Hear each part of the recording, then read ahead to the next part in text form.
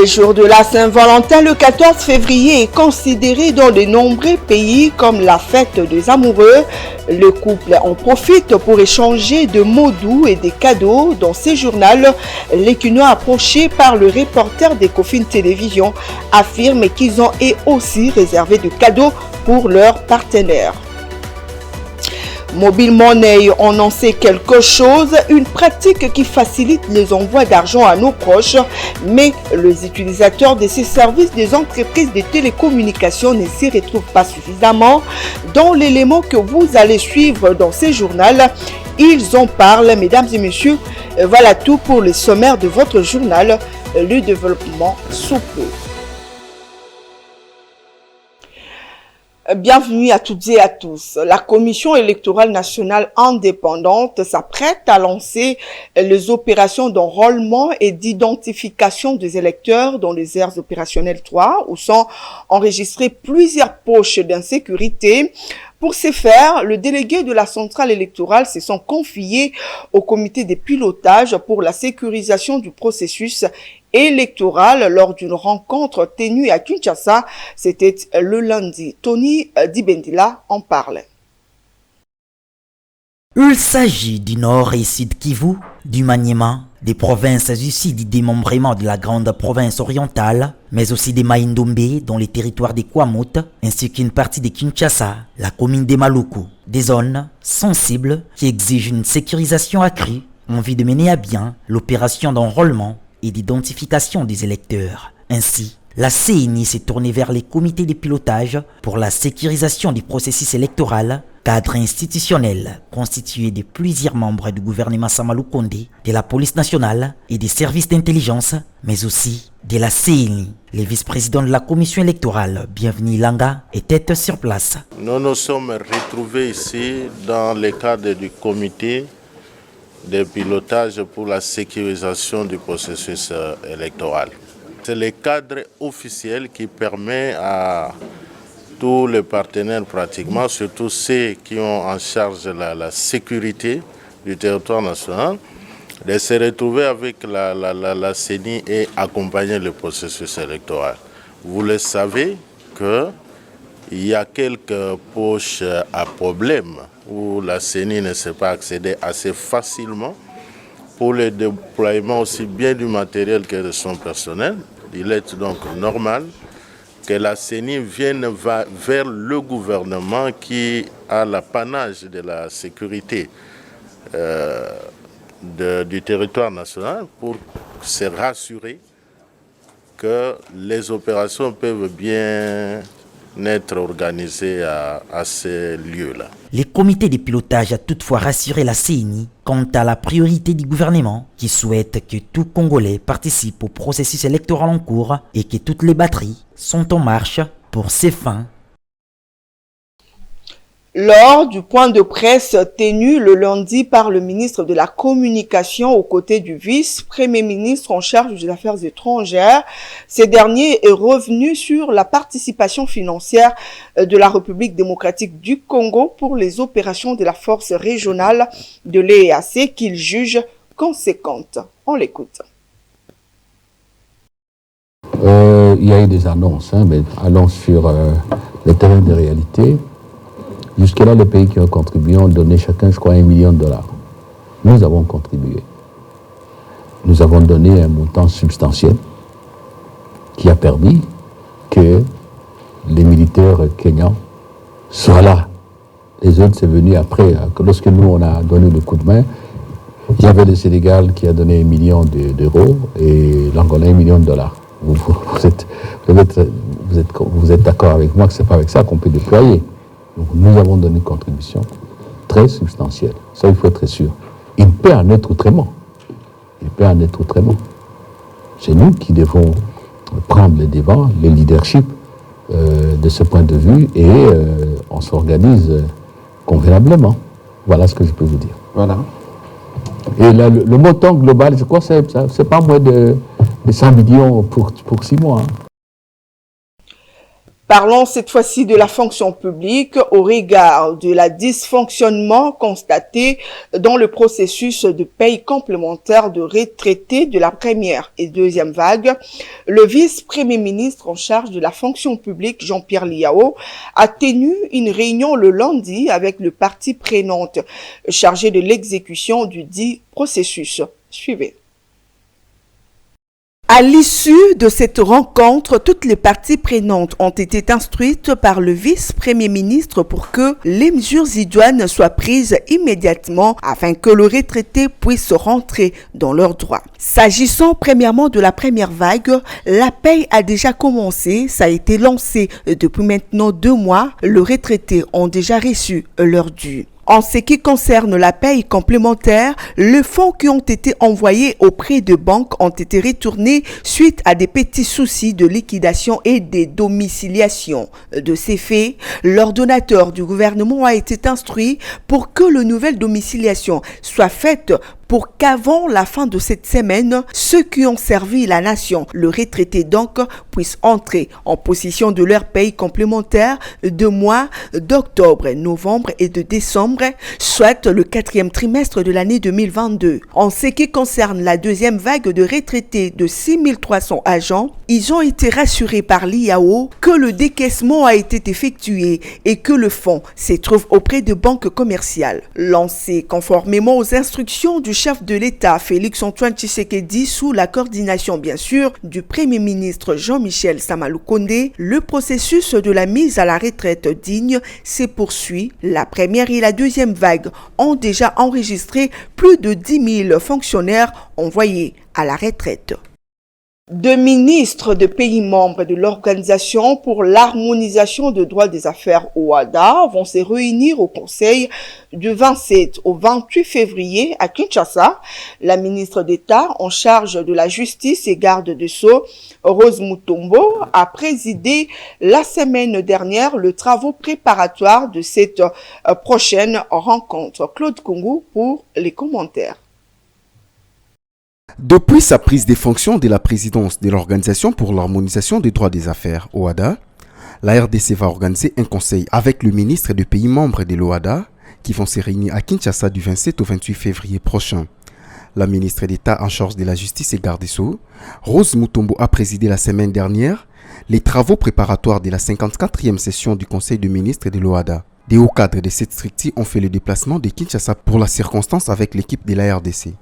Ils ont échangé sur les principaux défis de cette organisation, ainsi que des dispositions à prendre pour le bon déroulement de la prochaine session ministérielle. À l'issue de la séance de travail, les participants ont adopté la feuille de route de la mandature de la RDC.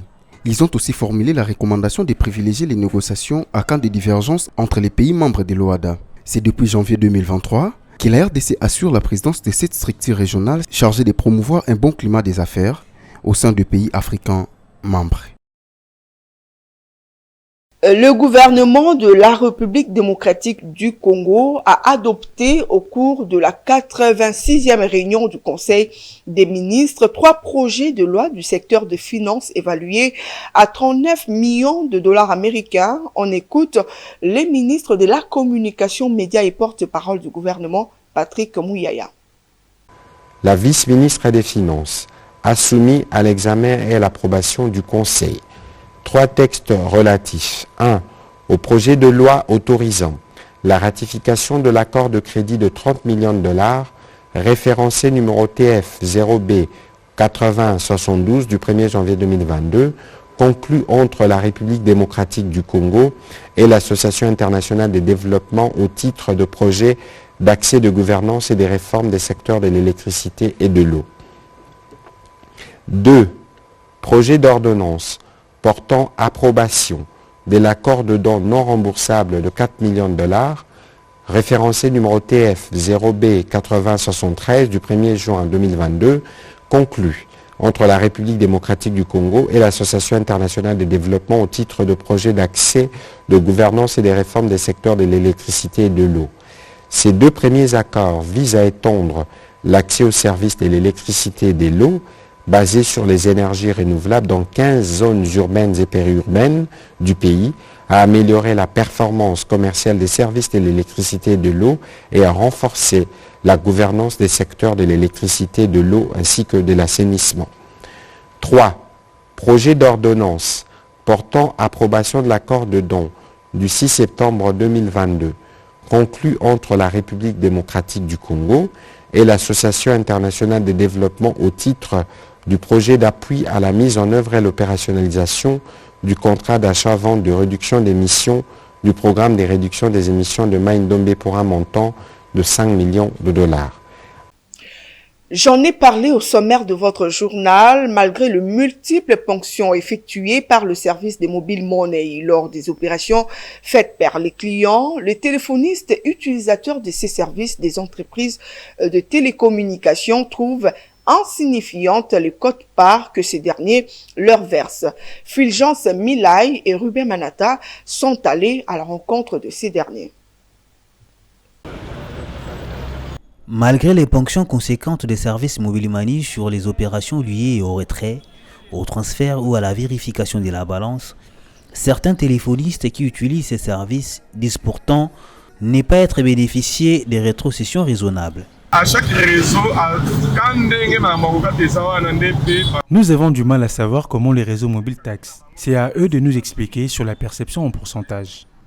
Ils doivent augmenter leur caution, par défaut, leur commission qui nous pousse à demander les frais d'envoi aux clients. Puis que la commission a bango eza un peu muke, ils ont mérité de yamwa no moni bande comme susu pour la côté na mo va exiger faut ça moi 1000 francs, moi 500, moi 1500. Les apona pour ça en ligne. Et après pour récupérer na manga gagner na bango na c'est ça. Ces ponctions faites par les services Mobile Money dépendent d'une entreprise de télécommunications à une autre. Situation souvent décriée par la clientèle.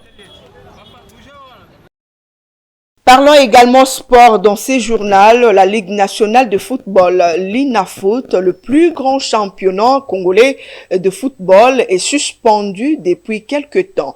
Le week-end dernier, une réunion s'était tenue à la Fédération congolaise de football, FECOFA, avec pour but réfléchir sur le mécanisme financier devant permettre la reprise de cette compétition sportive. Le détail dans ces reportages de Philo Chiloba et Ruben Manata. Le siège de la Fédération congolaise de football association a servi de cadre pour cette rencontre tripartite qui a réuni plusieurs organisations. L'objet, la recherche de mécanismes financiers pour le championnat. Nous avons présenté les difficultés que le championnat connaît et nous en étions inquiets. Nous avons partagé ces inquiétudes avec la DEFCO qui en fait est constituée des sociétaires qui participent au championnat, Ligue 1 comme Ligue 2. Je crois que, ayant entendu ce que l'INAFoot nous a présenté comme difficulté, comme problème, ils ont décidé à leur tour de se réunir et de cogiter, de réfléchir sur la question qui est en fait très importante et ça amène des inquiétudes pour nous les pratiquants du football. Après leur réunion, écoutez, ils ont donné leur position. Fort de cette position, la FECOFA a réagi. Nous sommes un peu clairs. La FECOFA a souhaité nous réunir ensemble avec l'INAFoot pour réfléchir autour de la question de ces championnats qui dérangent tout le monde. Mais il n'y a rien de nouveau. Nous pensons que la FECOFA a entendu les cris d'alarme de la DEFCO, c'est-à-dire les clubs réunis.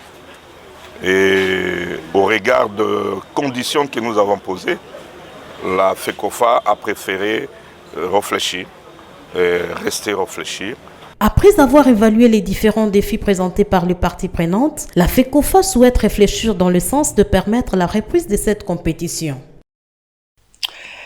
À l'occasion de la célébration de la Saint-Valentin, fête destinée aux amoureux et commémorée chaque 14 février, qui revêt également une connotation commerciale, quelques qui nous ont approché ces jours par nos reporters assurent s'adonner parfois aux achats de cadeaux pour leurs partenaires. Jonathan Bakele, Igor Biwaka et Pichunzita pour le reportage.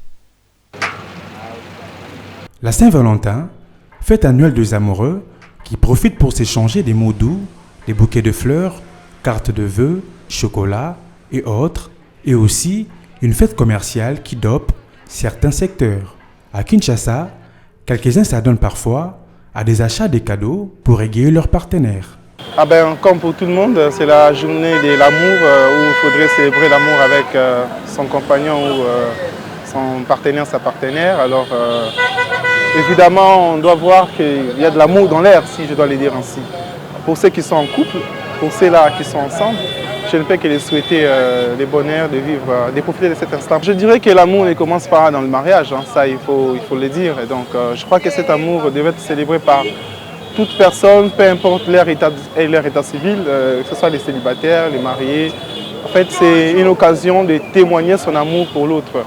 Et donc je crois qu'il y a certains aussi qui n'ont pas cette possibilité d'être mariés, alors on ne va pas leur interdire de fêter, de célébrer cette journée d'amour. Si c'est possible d'en offrir à son partenaire, pourquoi pas. C'est une façon, comme je l'ai dit, c'est une façon de marquer, de témoigner son amour. Alors souvent c'est par les petits gestes d'amour comme ça, qui sont pour les femmes bien entendu, des cadeaux. Elles n'attendent que ça, les cadeaux, et aussi les hommes aussi attendent des petits gestes venant des femmes. Donc si on peut offrir un bouquet de fleurs, des chocolats, peu importe les cadeaux, ça ferait effectivement de la joie, du plaisir ou du bonheur à son partenaire. Signalons par ailleurs que la Saint-Valentin est l'un des événements majeurs qui, en termes de rentabilité, offre de gains considérables à ceux qui œuvrent dans les secteurs de la commercialisation de fleurs, entre autres. On va prendre à présent la revue de presse lue et sélectionnée pour vous par Juvette Mbelou.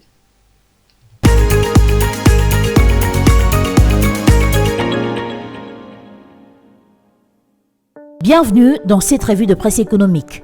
Débutons cette revue de presse avec l'avenir qui titre « ProAder annonce la construction d'un centre multifonctionnel genre à Mouchi ». Le journal note que, dans les tout prochains jours, le projet d'appui au développement intègre de l'économie rurale, projet du gouvernement bénéficiant de l'appui financier de la Banque africaine de développement, débutera ses activités dans la province de Maïndombe. Et ce, par la construction d'un centre multifonctionnel genre dans la cité de Mouchi, chef-lieu du territoire portant le même nom. L'annonce a été faite par le professeur Michel Sindo, chef du projet au ProAder. C'était lors d'un atelier d'imprégnation tenu en la salle Villanova de Mouchi. Dans le cadre de la mise en œuvre de sa sous-composante 3, autonomisation des femmes rurales, de la composante B intitulée Promotion des investissements productifs locaux, le projet ProAder envisage de construire 4 centres multifonctionnels avec une particularité chacun, notamment à Luango, dans la province du Congo central, à Gungu, dans la province du Kwilu, à Kenge, dans la province du Kwango, et à Mouchi, dans la province de Maïndombe. À en croire le tri hebdomadaire, le chef du projet du ProAder a indiqué que il va s'agir d'un grand bâtiment et annexe qui abritera plusieurs activités dont la principale sera réservée à la transformation par les fours et la conservation du poisson à l'aide notamment d'une chambre froide. Il y aura également un centre d'alphabétisation, la formation en coupe et couture et en esthétique, ainsi qu'un bureau pour les mérilleuses de Mouchi, principaux bénéficiaires du dit projet. Ici est de noter que le ProAder va doter la cité de Mouchi d'un forage en vue de l'aménagement des quelques sources d'eau. Placé sous ancrage institutionnel du ministère du Développement rural, le ProAder est un nouveau projet du gouvernement de la RDC bénéficiant du financement de la Banque africaine de développement à hauteur de 68,22 millions de dollars américains en termes de dons et de prêts. Et pour cette année 2023, ce projet est doté d'un budget de 32 millions de dollars américains pour réaliser les différentes activités reprises dans son plan de travail et budget annuel en faveur de cette province qui constitue sa zone d'intervention. Terminons cette revue de presse avec Forum des As qui titre à sa 7e page « Le PAM estime à plus de 600 millions de dollars américains les besoins alimentaires et nutritionnels en 2023 ». Le Programme alimentaire mondial estime à 627,3 millions de dollars américains les besoins alimentaires et nutritionnels en République démocratique du Congo en 2023. Pour répondre aux besoins alimentaires et nutritionnels croissants en RDC cette année, le PAM a besoin d'une enveloppe de l'ordre de 627,3 millions de dollars, renchérit les journaux. Ce montant va permettre notamment d'intensifier l'assistance vitale aux personnes déplacées à l'intérieur du pays. Des fonds sont nécessaires pour aider les enfants à avoir accès à des aliments nutritifs par le biais de programmes d'alimentation scolaire, de services de nutrition et autres, souligne un communiqué de cette agence des Nations Unies. Cependant, pour la première fois en 4 mois, le PAM a fourni une aide alimentaire et nutritionnelle vitale au territoire des Rutshuru dans la partie orientale du Congo. Dans cette partie de la RDC, a fait savoir le journal, plus de 28 000 enfants malnutris, femmes enceintes et mères allaitantes ne recevaient plus d'aide nutritionnelle en raison des restrictions d'accès dues à la recrudescence de la violence. Cette opération a bénéficié des soutiens des autorités de Goma et d'autres acteurs. Cette agence des Nations Unies a pu livrer 26 tonnes d'aliments nutritifs spéciaux à 8 000 enfants souffrant de malnutrition aiguë. Fin de cette revue de presse économique. Merci à vous de l'avoir suivi.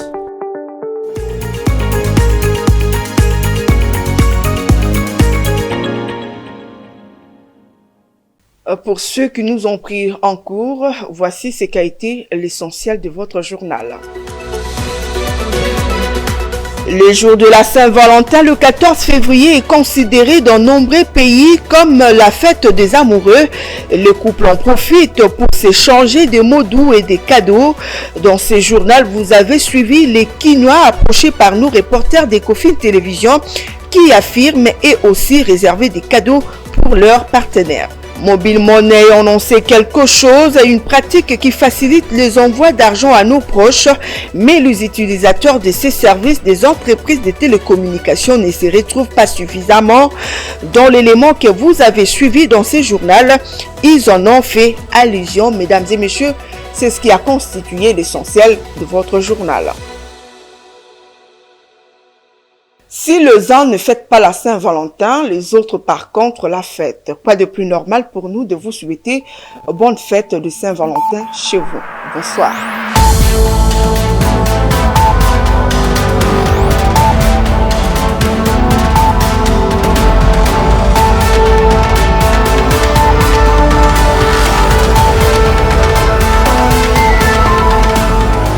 Dans une sphère médiatique, essentiellement tournée vers des contenus généralistes, où l'originalité n'a plus sa place au chapitre, où le secteur de l'économie et finance, pourtant poumon d'un État, sombre dans les oubliettes, voici enfin Ecofin Télévision.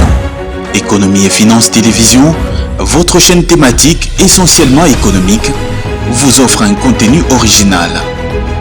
Nous traitons des questions monétaires, commerciales, énergétiques, minières, pétrolière et environnementale. Notre créneau, vous proposer des informations, des analyses, des perspectives et prévisions économiques. Ecofin Télévision vous permet également de comprendre la coopération entre les États et les institutions, sans oublier l'épineuse question de la dette. Ecofin Télévision, tout savoir sur les investissements, les échanges commerciaux, la balance commerciale et la balance des paiements, le taux d'échange, l'état des lieux de la lutte contre les détournements des finances publiques, la coopération bilatérale ou multilatérale. Ecofin Télévision vous explique comment l'économie nationale est directement liée à l'économie mondiale. Notre particularité fait notre originalité. C'est pourquoi nous disons Ecofin Télévision, mieux que savoir sur l'économie et finance, comprendre.